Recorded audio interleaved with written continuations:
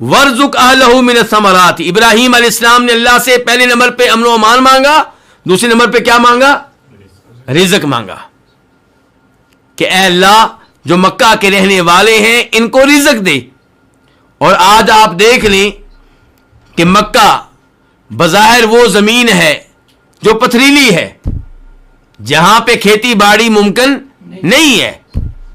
اگر معمولی سی کھیتی باڑی ہوتی ہے تو وہ دیگر شہروں کے مقابلے میں کوئی حیثیت نہیں رکھتی. اس کے باوجود اس بنجر زمین میں, اس پتھریلی زمین میں وہ سارا رزق پہنچ رہا ہے جو دنیا میں کہیں بھی پایا جاتا ہے. آپ عمرے کے لیے جائیں, آپ حج کے لیے جائیں, آپ کو مکہ اور مدینہ میں وہ رزق ملے گا جو ہو سکتا ہے آپ کو اپنے ملک میں نہ ملتا ہو. تو یہ ابراہیم علیہ السلام کی دعا کی قبولیت ہے, اللہ نے ان کی دعا کو قبول کیا ہے.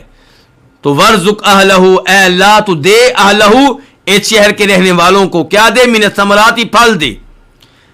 ابراہیم علیہ السلام نے پہلے دعا کی تھی کہ اے اللہ جیسے تو نے مجھے امام بنایا ہے میری اولاد کو بھی امام بنانا.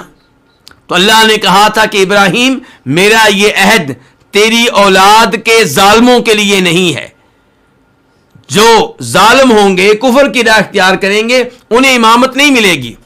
تو ابراہیم علیہ السلام نے اس کے مطابق یہاں پہ خود ہی کہہ دیا کہ اے اللہ مکہ کے رہنے والوں کو رزق دینا, لیکن ان کو جو مومن ہوں, جو تیرے پہ ایمان لانے والے ہوں, جو آخرت پہ ایمان لانے والے ہوں. اللہ تعالی نے کہا نہیں, ابراہیم میرا رزق سب کے لیے ہے.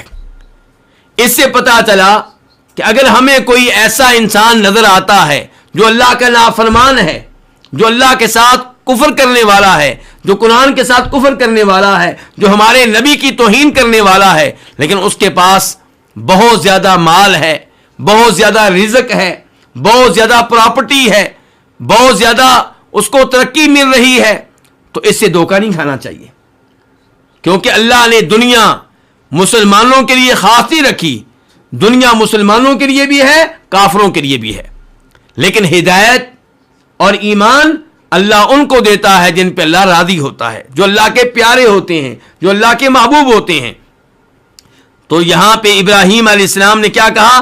اے اللہ اس شہر کے رہنے والوں کو پھل دے, لیکن ان کو دے جو ان میں سے ایمان لے آئیں. کس پہ ایمان لے آئیں؟ اللہ پہ.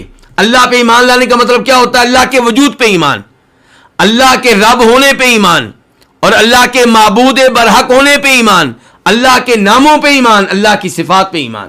اور اس کے بعد کیا کہا؟ روز آخرت پہ جو ایمان لائیں.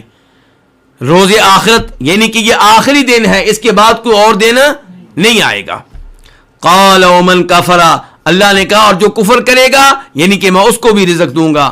فامتعه قلیلا, اس کو میں فائدہ دوں گا تھوڑا سا. ثم اضطره الى عذاب النار, پھر میں اس کو مجبور کر دوں گا جہنم کے عذاب کی طرف. میں اس کو مجبور کر دوں گا جہنم کے عذاب کی طرف. کیا مطلب ہے اس کا؟ مجبور کر دوں گا, کیونکہ کوئی بھی انسان جہنم میں داخل ہونا نہیں چاہے گا. ہر کوئی چاہے گا کہ میں جہنم کی آگ سے بھاگ جاؤں, لیکن اللہ تعالیٰ اسے جہنم کی آگ میں داخل ہونے پہ مجبور کر دیں گے. اسی لیے فرمایا ثم اضطره الى عذاب النار, پھر میں اس کو مجبور کر دوں گا جہنم کے عذاب کی طرف.